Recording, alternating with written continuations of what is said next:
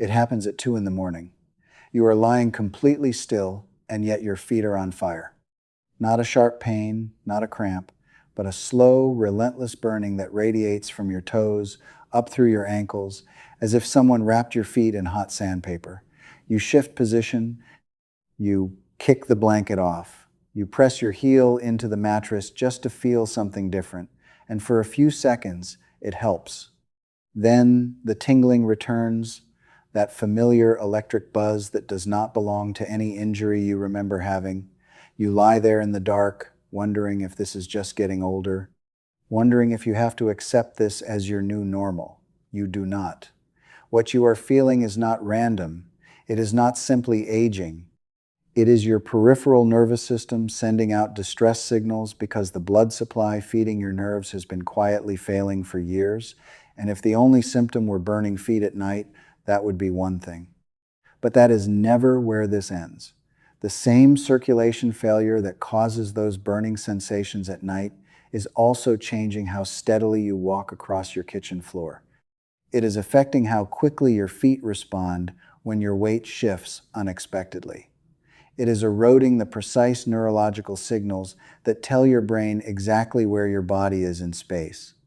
And without those signals, balance becomes unreliable. Steps become hesitant. The fear of falling moves in like an uninvited house guest that never leaves. This is what peripheral neuropathy actually takes from you. Not just sensation, independence, confidence. The feeling of being fully at home inside your own body. In this video, you are going to learn 5 specific exercises that directly address the circulatory and neurological causes of neuropathy in the feet and legs. Each one targets a precise biological mechanism that either restores blood flow to dying nerves, reactivates the muscular pump your lower legs depend on, or rebuilds the sensory pathways that neuropathy gradually silences. You will understand not just what to do, but exactly why it works inside your body.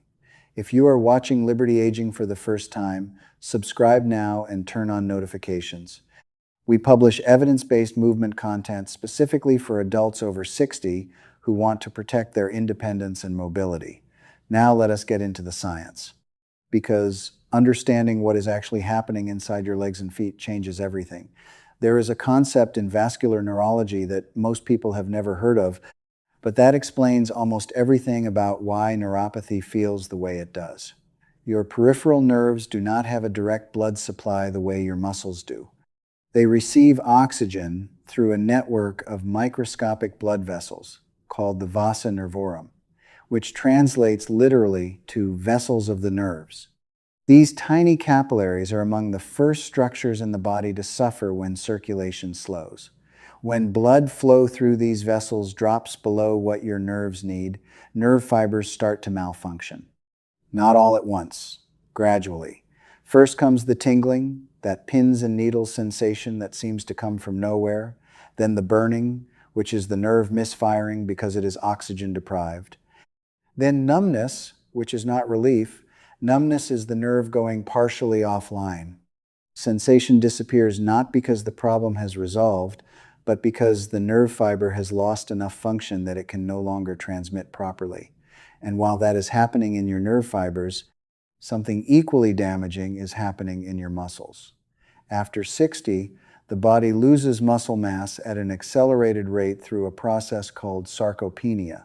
Your calf muscles serve a function most people never consider. They are a circulatory pump. Every time your calf contracts, it squeezes the deep veins of the lower leg and pushes venous blood upward toward the heart. Researchers estimate the calf muscle pump is responsible for nearly 40% of venous return from the lower extremities. When those muscles weaken, blood pools in the feet and lower legs, oxygen exchange slows, and the vasa nervorum receive even less of what they need. There is a third layer that explains the balance problem so many people experience alongside neuropathy. Your body has a system called proprioception, the constant real-time communication between the sensory receptors in your feet and ankles and the balance centers in your brain. Every time you take a step or shift your weight, those receptors send signals telling your brain exactly where your feet are in space. Your brain makes continuous micro-adjustments to keep you upright. When peripheral nerve fibers malfunction, those signals become delayed, distorted, or absent. Your brain is navigating with an unreliable map. Steps feel uncertain. Turning quickly feels dangerous. The fear that develops around movement is not irrational. It is your body accurately recognizing that its own navigational system has been compromised. Understanding this is not meant to frighten you. It is meant to show you exactly where the problem lives so you can address it precisely. And that is exactly what these 5 exercises are designed to do. Let's begin with movement number 1, seated ankle circles and foot pumps. The goal here is to immediately reawaken blood flow to your extremities. Think about the first few minutes after you wake up. Think about the first few minutes after you wake up in the morning. Your feet feel dense, almost detached. You swing your legs over the side of the bed, and there is a moment where your feet do not quite feel like they belong to you. That is not imagination. During sleep, circulation to the extremities slows considerably. The vasa nervorum receive minimal fresh oxygen, and your nervous system has not yet reestablished strong signals to the feet. Most people stand up immediately and go, "That is a mistake this exercise corrects." Sit in a firm chair, not a soft couch. Place both feet flat on the floor with your knees at approximately a 90-degree angle. Sit tall through your spine, not rigid, but lifted. Roll your shoulders back gently. This posture allows unrestricted blood flow through the large vessels of your torso down into your legs. Lift your right foot a few inches off the floor. Begin rotating your ankle slowly in a full circle. Clockwise for 10 rotations, then reverse for 10 more. Point your toes at the bottom of each circle and flex them upward at the top. You should feel a gentle stretch along your Achilles tendon and around your ankle joints. If any position causes sharp pain, reduce the range of motion, but do not stop entirely. After the ankle circles, place that foot down and begin the foot pumps. Press your heel into the floor and lift your toes upward as far as comfortable. Hold 2 seconds. Then press your toes down and lift your heel. Hold 2 seconds. Alternate 20 times. Then switch to the left foot and repeat. Here is what is happening physiologically. The repetitive contraction and release of the small muscles around your ankle creates a localized pumping effect on the capillaries in that region, including the vasa nervorum. With each contraction, fresh oxygenated blood is drawn in. With each release, deoxygenated blood is pushed back toward the heart. You are jump-starting the circulatory engine in your feet before placing any weight on them. Do this every morning before you stand. What feels minor in the moment is profoundly consequential over weeks of consistent practice. If you just felt that new circulation waking up your feet, drop the word strong in the comments right now. It shows you are committed. It helps others find this video. We read every single one. Now, let's move to our second exercise, standing calf raises. This is crucial for restoring the venous pump your lower legs depend on. There is a reason cardiologists refer to the calf muscles as the second heart. Your actual heart pumps blood outward through your arteries with tremendous force, but returning blood from your feet back up against gravity requires a second pumping mechanism. That mechanism lives in your calf muscles. And for many adults over 60, that pump has grown dangerously quiet. You may have noticed that your feet and ankles look puffy after sitting for a long time. Your shoes feel tighter by evening. Your legs feel heavy and congested by the end of the day. These are signs of venous pooling, blood settling in the lower extremities, because the calf pump is not moving it efficiently back toward the heart. That pooled, poorly oxygenated blood sits in the same small vessels that feed your peripheral nerves. Stand facing your kitchen counter or a stable surface at waist height. Place both hands lightly on the surface. Not gripping, just resting. Feet hip-width apart, toes pointing forward. Stand tall. Now slowly press through the balls of your feet and raise your heels off the floor as high as you comfortably can. Hold at the top for a full 2 seconds. Then lower your heels back to the floor with complete control over about 3 seconds. Do not drop. Feel your calf muscles lengthening as your heels descend. That controlled lowering phase is just as important as the raising phase. The eccentric contraction, the muscle working as it lengthens, is particularly effective at rebuilding the strength and tone that venous return depends on. Repeat 10 to 15 times. Rest 30 seconds. Complete a second set. If sensation in your feet is reduced, focus on what you feel in your calves. The exercise is still working. Physiologically, each calf raise squeezes the deep veins of the lower leg, propelling venous blood upward toward the heart. The mechanical compression of the venous walls by the surrounding calf muscle is the literal mechanism of venous return in the lower extremities. When you activate this pump, you improve the entire circulatory environment for the vasa nervorum, feeding your peripheral nerves. The next exercise will take the improved circulation you just created and channel it into rebuilding something even more fundamental. Next is movement 3, textured foot rolling. This retrains the connection between your feet and brain. You probably remember walking barefoot across different surfaces without thinking about it. Grass, carpet, a smooth kitchen floor, each surface registered clearly. Your feet knew exactly what they were touching, and that information flowed instantly to your brain. You did not have to concentrate on it. For many people with peripheral neuropathy, that automatic sensory pipeline has degraded. The feet either feel too little, a dull, muted numbness, or too much in distorted ways, the burning, the tingling, the electric sensations that do not match any actual stimulus. Both experiences reflect the same problem: peripheral nerve fibers that are no longer transmitting accurately. Find a small, firm object with a textured surface. A golf ball works extremely well. A firm massage ball or a clean scrubbing brush placed bristle side up on the floor will also work. Sit in your firm chair with both feet flat on the floor.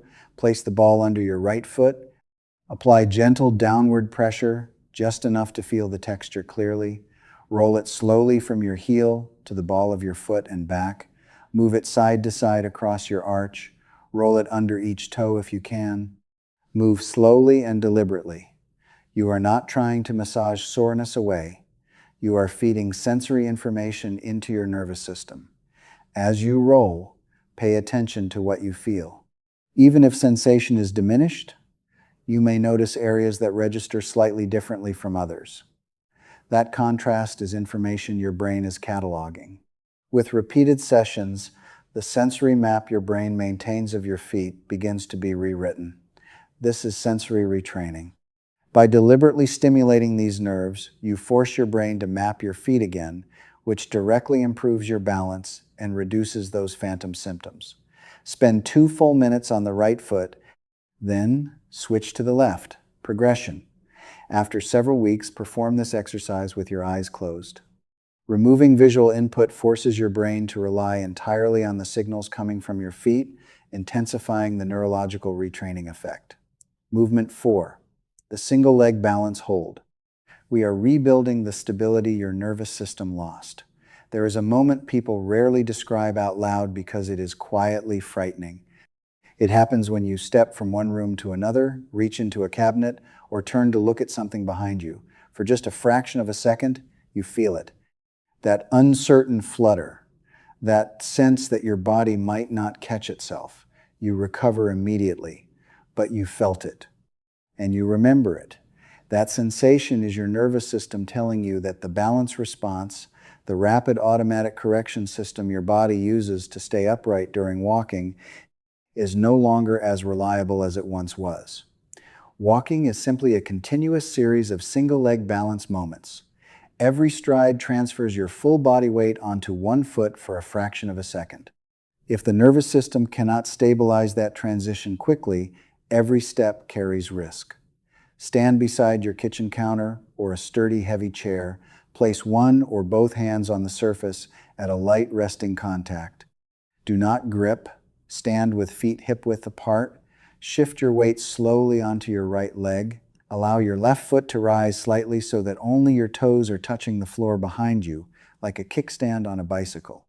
This gives you a subtle reference point while forcing your right leg to do the stabilizing work. Soften your right knee slightly. A locked knee transfers all stabilizing demand onto your ligaments and bones. A softly bent knee activates your quadriceps, calf, and the intrinsic stabilizing muscles of your ankle, which are exactly the structures responsible for balance. Hold for 15 to 30 seconds. Notice the micro adjustments your ankle is making. Those tiny corrections are your proprioceptive system re-engaging. They are not signs of weakness. They are signs that the system is coming back online. Switch to the left side. Complete 2 to 3 holds on each side. Progression. Reduce your left foot contact to just the tip of your big toe, then attempt brief 3 to 5 second holds with that foot completely elevated. Always keep one hand within reach of the surface. For greater challenge, perform this on a folded towel placed on the floor.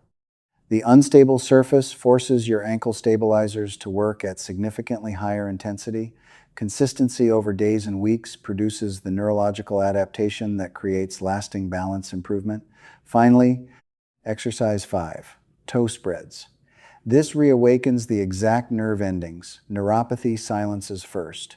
Most people think of their feet as solid blocks, but the small intrinsic muscles inside your foot stabilize your arch, grip the floor, and provide the foundation for every step. In peripheral neuropathy, these tiny muscles are often the first to lose their connection to the nervous system. The nerve fibers that activate them are among the smallest in the peripheral nervous system, and small fibers are uniquely vulnerable to circulatory deprivation. You may have noticed your toes becoming difficult to move independently. Your foot feels like one rigid block. You cannot quite feel the texture of the floor when walking barefoot. Sit in your firm chair with both feet flat and bare on the floor. Begin with your right foot. Without moving your heel or the ball of your foot from the floor, spread all 5 toes apart as wide as you possibly can. Hold for 3 seconds. Bring them back together slowly. Now curl only your toes downward into a gentle grip, as if picking up a piece of fabric using just your toes. Hold for 3 seconds. Release completely. Alternate between spreading and gripping for 10 to 15 repetitions. Then switch to the left foot. After completing a set, try isolating individual toes. Lift only your big toe while keeping the other 4 on the floor. Then try lifting only the 4 smaller toes while your big toe stays planted. This level of motor control is extraordinarily difficult for most adults experiencing neuropathy, and that difficulty is itself diagnostic. But more importantly, the attempt is therapeutic. Every time you send a signal from your brain down to these small muscles, even if the response is weak, you are exercising that neural pathway. You are demanding that the connection work. Over time, the pathway strengthens, the motor response improves, and the proprioceptive information those small muscles send back to the brain becomes more accurate. Progression. Place a small washcloth on the floor and practice picking it up using only your toes. Once achievable, try picking up small items such as a pen or a smooth stone. The precision required activates sensory and motor pathways that even dedicated exercise rarely reaches. Do this twice daily, morning and evening. The changes you notice in how your feet feel against the floor and how confidently you move through your home will tell you that something real has changed. Not just in your muscles, in your nervous system. But here is the hard truth. You can do these 5 exercises perfectly every single morning and still not see the results you want. Why? Because movement rebuilds the pathway, but your nerves need physical raw materials to actually repair the damage. If you are missing 3 specific nutrients, your nerves are essentially starving while you exercise. Let's look at exactly what they are crying out for right now. The first is alpha-lipoic acid. This naturally occurring antioxidant can be obtained through food sources such as spinach, broccoli, and organ meats. Alpha-lipoic acid has been examined in multiple peer-reviewed clinical trials for its effect on peripheral neuropathy symptoms. Research published in the journal Diabetes Care has demonstrated measurable reductions in neuropathy symptom scores in patients who supplemented with it. The proposed mechanism is its ability to reduce oxidative stress on peripheral nerve tissue, the same damage that accelerates nerve fiber dysfunction when circulation is poor. If you are considering supplementation, discuss it with your physician, particularly if you are managing blood sugar levels. The second factor is vitamin B12. B12 is essential for the integrity of the myelin sheath, the protective coating surrounding peripheral nerve fibers. Without adequate B12, myelin degrades and nerve signal conduction slows in ways that can produce symptoms identical to diabetic peripheral neuropathy. Research suggests B12 deficiency affects between 15 and 30% of adults over 60, and it is often clinically silent until neurological symptoms appear. Two medication classes common in older adults, metformin and proton pump inhibitors, are both associated with reduced B12 absorption over time. If you are taking either and experiencing neuropathy symptoms, ask your physician to include B12 in your next blood panel. The third factor is hydration. When you are dehydrated, your blood becomes thicker and moves poorly through those tiny capillaries. Because the thirst mechanism weakens with age, chronic dehydration is incredibly common over 60. Drink water simply to keep your blood thin enough to reach your starving nerves. These three nutritional factors do not replace movement. They amplify it. When your nerves have adequate antioxidant protection, intact myelin, and well-hydrated blood reaching them, the exercises you just learned become significantly more effective. Take a moment and think about what you want your life to look like 1 year from today. Not in abstract terms, think about specific moments. Walking from your car to a restaurant entrance without gripping your companion's arm. Getting up from your chair in the morning without that cautious pause where you wait to see if your legs will cooperate. Moving through your home at night without mapping every step in advance, because you are not sure your feet will land where you expect them to. Those moments are not small. They are the substance of independence. The difference between moving through your own home as its owner and moving through it as someone quietly managing risk. Your nervous system is not finished. The plasticity that makes neurological rehabilitation possible does not expire at 60 or 70 or 80. The vascular improvements that come from consistent lower leg activation are measurable and real. The sensory retraining that happens when you deliberately stimulate peripheral nerve endings changes the way your brain processes information from your feet. This is not theoretical. It is the physiology of a body that responds to appropriate, targeted demand. What you have learned today is a framework for protecting the neurological and circulatory systems that keep you upright, safe, and connected to the world around you. Ankle circles and foot pumps to restore circulation before your first step each morning. Calf raises to reactivate the venous pump your lower legs depend on. Foot rolling to retrain the sensory pathways neuropathy has distorted. Single leg balance holds to rebuild the neurological stability walking requires. Toe spreads and intrinsic muscle activation to reawaken the fine motor control neuropathy silences first. 10 to 15 minutes. Every day, that is what this takes. Leave a comment below telling us your age and which symptom affects you most. The burning at night, the numbness when you walk, the balance uncertainty, the morning stiffness. Your experience matters, and it helps us create content that actually serves you. If this video was valuable to you, share it with someone you care about. Subscribe to LibertyAging if you have not yet, and turn on notifications so you do not miss what is coming next. In our next video, we are addressing something that compounds neuropathy significantly and that almost no one talks about: the connection between spinal posture, compressed nerve roots, and the symptoms many people mistake for purely peripheral neuropathy. That one is going to change the way you understand what you are feeling in your legs and feet. You showed up today, you stayed, you learned. That is not a small thing. That is exactly the kind of decision that compounds into something real over months and years. Your body is listening, give it what it needs.